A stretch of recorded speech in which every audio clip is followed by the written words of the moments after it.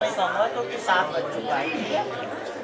तो कहती हैं कि यदि यज्ञम कुर्यातस्मिन् संपत्ति ग्रहणीयात्, प्रथम जो यज्ञ करे उसमें मेरी सम्मति ले, क्योंकि पूर्ण किया था। तो आप ये समझिए जब रात में उस चीज को नहीं कर पाए तो हमारी सामर्थ्य क्या है। तो इसलिए यज्ञ कोई दान कर्म आदि करे, शुभ कर्म करे, तो उसमें मुझे साथ कौन सी सब ले जाओ।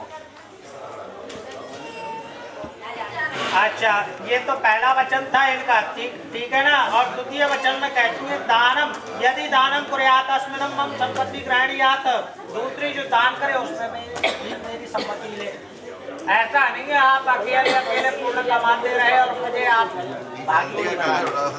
तो इसलिए जो है आप किसी मंदिर में किसी संत को, किसी गुरुजन को, किसी ब्राह्मण को या किसी कन्या के विवाह में या जो है अपनी बहन या मानो को आप दान कर रहे हो तो उसमें भी मुझे सहभागी बनाए, मेरी सम्मति।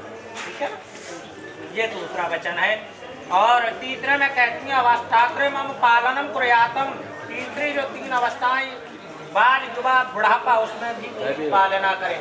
देखिए युवा अवस्था तो पिता की यहाँ पूर्ण हुई और युवा अवस्था जब आई तो पिता ने आपको सौंप दिया। ठीक है कि अब ये भार आपके लिए है। अब आपके सामने कौन सी 2 अवस्थाएं रह जाती हैं, युवा और वृद्ध। तो ये कहती हैं कि जैसे मुझे युवा अवस्था में प्रेम करती है वैसे ही मुझे वृद्ध अवस्था में भी प्रेम करना होगा, क्योंकि ऐसा नहीं है कहीं मेरा शरीर रोगी हो जाए तो आप मेरे से मुँह चुराने लगे, ऐसा नहीं। और बाल बुढ़ापे में भी बाल्यावस्था का बोध होने लगता है। ये तीनों अवस्थाएं वर के लिए कही गई, उसमें मेरी पालना करें, जो चीज वस्तु उचित समय पे हो सुलभ कराए। ठीक है ना। ये तीसरा वचन था इनका। और चौथे वचन में कह रही है धनादि गोपने मम संपत्ति ग्रहणीयात्, चौथे माया आदि कहीं धरे ढके उसमें मेरी सम्मति ले। ऐसा पहले तो ऐसा होता था, धन ज्यादा हो गया गड्ढा खुदवाया उसमें गाड़ दिया, जब मकान बन गया तो उसमें दीवार में कहीं और निशान लगा दिया कि यहाँ धन गड़ा हुआ है। लेकिन आजकल तो बैंक है, LIC है, पॉलिसी है, फिक्स डिपॉजिट में बहुत से ऐसे संसाधन है जो आप अपने। ये क्यों पूछ रही है, क्यों कह रही है। मान लीजिए आप परदेश कहीं बिजनेस करने चले गए 4-6 दिन के लिए और घर में कोई ऐसी दुविधा आन पड़ी जहाँ पैसे की आवश्यकता है, कम से कम मुझे पता होगा खरीद तो करनी है समय पर, व्यवस्था तो समय नहीं बिगड़ेगी। कहीं भी धन आपका हो वह पता होना चाहिए। ठीक है ना। वैसे ज़्यादा पता लग जाता तो शॉपिंग जल्दी तैयारी होती है, इसके साथ लेकिन फिर भी पता होना चाहिए। ठीक है। अच्छा, 5वें में कह रही है गवादि पशु क्रय विक्रय मम संपत्ति ग्रहणीयात्, 5वीं गाय बैला घोड़ा आदि जो पशु खरीदे उसमें भी अपनी सम्मति नहीं। आजकल कोई गाय नहीं खरीदता, कोई घोड़ा नहीं खरीदता, कोई बैल नहीं खरीदता। और अगर सुंदर रोटी अच्छी हो तो डॉग जरूर खरीद लेता है, बाहर लिखा होता है कृपया कुत्तों से सावधान रहें, मनुष्यों से नहीं। आप ये सोचे लिखा हो या कुत्तों से सावधान, शायद बैल बहुत बुरा है। इसलिए कहने का भाव ये है, मान लीजिए आप कोई 4 व्हीलर 2 व्हीलर आप खरीद रहे हो तो मान लो आपको 10 लाख की चीज पसंद आ रही है, वो 6 लाख की पसंद कर बैठे। आप ब्लैक कलर ला रहे हो, उन्हें रेड कलर पसंद है, कोई सवारी तो उनको भी कर दीजिए। तो इसलिए कहते हैं कि आप उसमें मेरी थोड़ी सी सलाह मशवरा ले लें। ठीक है। ये आ गया इनका 5वां। और छठा कहती है बसंत आदि षट पालन प्रयास। छठ में बसंत ग्रीष्म वर्षा शरद हेमंत शिशिर 6 ऋतु में पालन। ठीक है। जैसे मान लीजिए सर्दी है, मान लीजिए जो है गर्म कपड़े चाहिए या गर्म रजाई आदि ऐसी चीज़ें वस्तुएं चाहिए, गर्म फल चाहिए, जैसे चीकू है, पपीता, ये सब गर्म है। तो ऐसी ही बरसात में छाता है, रेनकोट आदि, गर्मी में कूलर पंखा।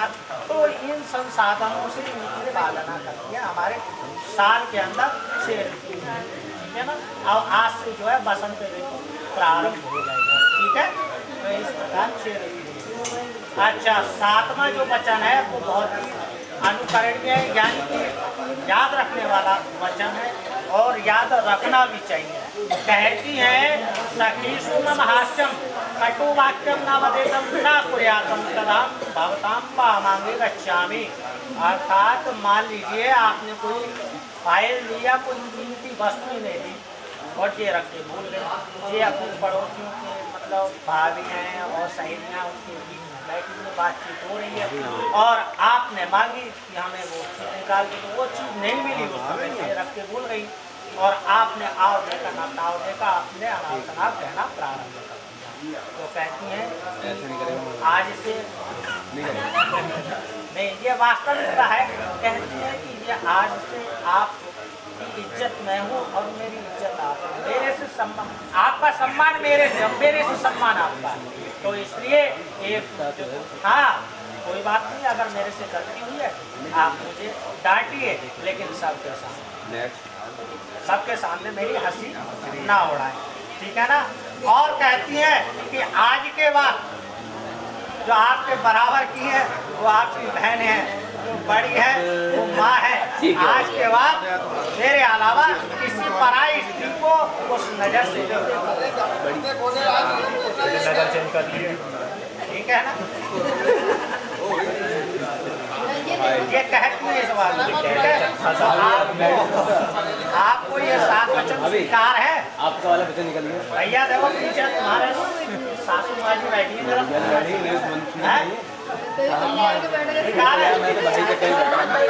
सुन लिया सबने, कह रहे हैं सुन लिया सबने। हाँ, इनका भी स्वीकार कहाँ, ठीक है ना। तो बोले मैं 7 तो बोले आपसे शुभम जी कह रहे हैं, बोले 14 नहीं 7 भी नहीं, आप 4 वचन, तो आप 4 वचन ये आपसे ले रहे हैं, आपको सुनना है बड़े ध्यान से। उद्धाने मद्यपाने च पिता क्रय गमनेन च आज्ञा भंगो न कर्तव्यम पर वाक्यम चतुष्टकम। अर्थात प्रथम जो उद्यान है जंगल, उद्यान माने जंगल भी होता है, उद्यान माने दोपहर में भी होता है, उद्यान माने रात्रि भी होता है, ठीक है ना। तो कहते हैं कि समय में या ऐसी जगहों पर स्त्री को अकेले नहीं जाना चाहिए। लेकिन आजकल कोई बात नहीं, शहरों में 12-12 बजे तक मॉल खुले रहते हैं, समय ना दोपहर, लेकिन फिर अपने हस्बैंड के साथ इस तरीके से अकेले नहीं जाना चाहिए, ठीक है ना। दूसरा मध्य जो शराब पी हुए हैं, अच्छा अब इसमें इन्होंने उनको शंका हुई, इन्होंने अपने वचन का खंडन किया, बोले ठीक है मैं नहीं जाऊंगी, लेकिन कभी ऐसी आपत्ति आन पड़े मुझे घर से अकेला जाना पड़े, जाना पड़े अकेले, तो फिर क्या करूं। तो उस समय पे कहते हैं आपत्ति काले मर्यादा नास्ते, आपत्ति काल में मर्यादा का विचार नहीं करना चाहिए, ठीक है ना। तो इन्होंने अपने प्रथम प्रश्न का खंडन भी कर लिया और आखिरी बात, ठीक है ना। दूसरे में कह रहे हैं जो शराब है जो मनुष्य मध्य माने शराबी होता है, मध्य माने हाथ में। तो आप मान लो शायद बचकर आप किसी पुरुष के साथ निकल रही हैं और वो कोई आपसे अवैध विवाह कर रहे हैं, देख रहे हैं तो लगेगा ही, मान लीजिए आपस हो जाए, तो ऐसा कदापि नहीं करना चाहिए। और हाथी कभी भी वह पागल हो सकता है, आपको क्षति पहुंचा सकता है, ये मना कर रहे हैं। लेकिन आप कह रही हैं, बोले इसमें भी मुझे शंका है, बोले क्या, बोले महीने में गणेश चतुर्थी आती है, तो 1 महीने में 2 गणेश चतुर्थी आती है, बोले उस दिन तो उन्हीं का पूजन होता है, तो उस समय पार्वती और शंकर जी कह रहे हैं पार्वती से, हे पार्वती इस चतुर्थी वाले दिन आप जो है पूजन कर सकते हैं, क्योंकि इस समय मनवांछित फल मिलता है, ठीक है ना। आपका मान भी रखा और आपका वचन का खंडन भी। अच्छा, तीसरे में ये कह रहे हैं आपसे कि अपने पिता की यहाँ मेरी आज्ञा के बिना ना जाए। मान लीजिए आपके पिता कोई फंक्शन कर रहे हैं, कोई पार्टी दे रहे हैं या कोई और अन्य धार्मिक कार्य कर रहे हैं और आपके पास निमंत्रण पत्र नहीं आया, बुलावा नहीं आया, तो आप बिना बुलाए नहीं जा सकते। तो आप इनसे कह रही हैं ठीक है स्वामी, मैं आपके इस वचन को स्वीकार करती हूँ, परंतु साल में 2 दिन ऐसे आते हैं, भाई दिन और रक्षाबंधन, पिता की आज्ञा की आवश्यकता। तो हाँ, ठीक है ना, भाई का रक्षाबंधन भैया। और चौथे में ये कह रहे हैं कि शास्त्रोचित मेरी आज्ञा भंग ना करे तो मैं बाहर आऊँ। अर्थात मान लीजिए शुभम जी अपने ऑफिस से आए, थके आ रहे, अपने काम से आप उस समय आराम करेंगे। इन्होंने कहा कि बोले साहब ऐसा है, वो रखा है फ्रिज, उसमें बोतल पड़ी है, रसोई में गिलास रखा है, रसोई में गिलास लो, डालो तो पानी अपने पी लो, मैं थकूंगा। मतलब ऐसे कोई भी उदाहरण हो सकते हैं तो कहते हैं कि जो मैं कहता हूँ उसको ज़्यादा मान मर्यादा ताकि मेरा मान बना रहे। ठीक, ये भी आपसे कह रहे हैं कि आज के बाद किसी पराये पुरुष की आप प्रशंसा नहीं करो। जैसे आपने इनसे कहा वैसे ये भी आपसे कह रहे हैं मेरे अलावा, मेरी तारीफ के अलावा आप किसी पराये पुरुष की प्रशंसा करो। बोले ठीक है, मैं स्वामी आपका ये वचन मानती हूँ, लेकिन मान लीजिए कोई बारात जा रही है, बैठा हुआ है, तो मैं उसकी तो प्रशंसा करूँ। बोले हाँ बिल्कुल कर सकती हूँ, क्योंकि उस समय वो साधारण मनुष्य नहीं है, वो भगवान विष्णु का स्वरूप है और ज्ञान का मुकुट है, हाथ में शस्त्र भी है और तिलक भी शोभायमान है। जैसे आज आप और शुभम जी आप लक्ष्मी स्वरूप है, विष्णु स्वरूप है, तो बोले उस दिन आप उसकी आप प्रशंसा करें।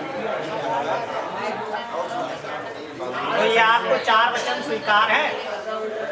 सुना नहीं, किसी ने सुना? आवाज आई? मुझे तो आई नहीं। आपको आई लिया? आपको आ गया? ठीक, चेहरा देखो, आप इधर को